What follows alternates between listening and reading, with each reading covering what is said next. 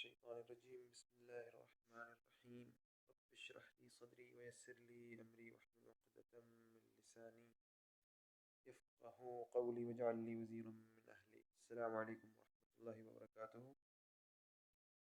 آج وہی سلسلہ کنٹینیو کرتے ہیں سورہ فاتحہ کی فصاحت، بلاغت، اس کی ایلوکوینٹ اسپیچ کو ہم لوگ اسٹڈی کر رہے تھے، اسی میں کنٹینیو کرتے ہوئے آج دیکھیں گے سورہ فاتحہ میں اللہ جب کہتے ہیں مالک یوم الدین،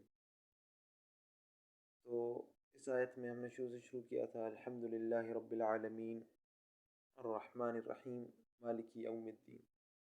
تو یہاں پہ ایک بہت بڑا سوال پیدا ہوتا ہے کہ اللہ نے یہ کیوں کہا کہ مالک یوم الدین، جزا کے دن کا وہ مالک ہے، owner, possessor of the day of recompense.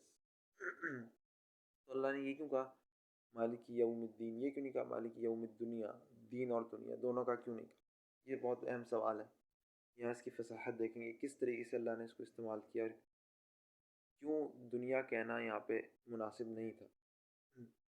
پہلی بات کہ ہم نے سورہ فاتحہ میں شروع میں پڑھتے ہیں الحمد للہ رب العالمین. جو لفظ ہے رب العالمین ہم پہلے ہی پڑھ چکے ہیں، تو تمام جہانوں کا وہ رب ہے. تو جب آلریڈی ہم کہہ چکے ہیں رب العالمین تو دوبارہ کہنے کی ضرورت نہیں ہے، وہ اس میں کور ہو جاتی ہے دنیا. کیونکہ رب کے ایک معنی ہوتے ہیں مالک کے بھی، اس کے معنوں میں سے ایک معنی مالک کا بھی ہوتا ہے. تو ہم آلریڈی پہلے سے ہی سورہ فاتحہ میں یہ بات کہہ چکے ہیں کہ اللہ سبحانہ و تعالیٰ اس دنیا تمام جہانوں کا رب ہے، یعنی اس میں اس کے معنوں میں ایک معنی مالک کا بھی ہے. تو یہ دوبارہ بات دہرانا یہ فصاحت کے اصولوں کے خلاف ہے.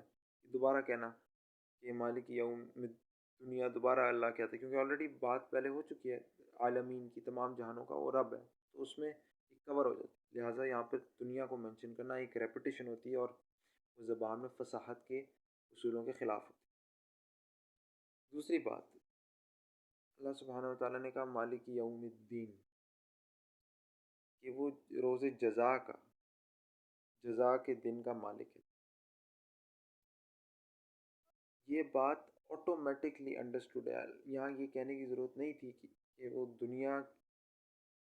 دنیا کا بھی مالک ہے، اس لیے کہ جو شخص جزا کے دن کا مالک ہوتا ہے وہ آٹومیٹکلی وہ جزا جس کام کے لیے دی جا رہی ہوتی ہے اس کام کے دن کا بھی مالک ہوتا ہے. یعنی جو شخص جزا کا مالک ہے اس کام کا بھی مالک.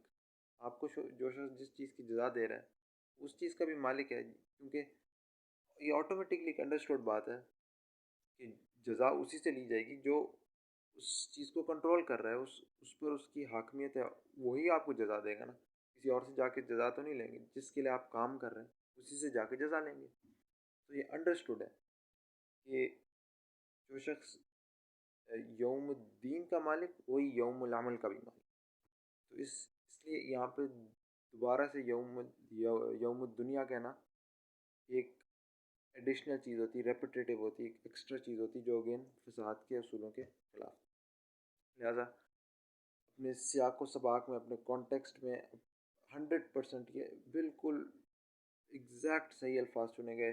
اللہ سبحانہ و تعالیٰ نے اس میں کوئی نہ چیز ناقص تھی نہ کوئی ایڈیشنل چیز تھی، اور بالکل فصیح و بلیغ یہ الحمدللہ الفاظ تھے. جزاک اللہ.